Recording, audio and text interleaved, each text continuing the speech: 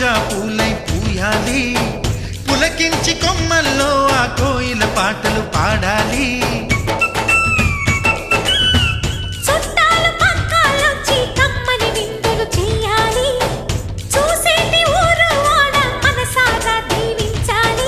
నలుగురు కలిసి చేతులు కలిపి మన కలలన్నీ పండించాలి.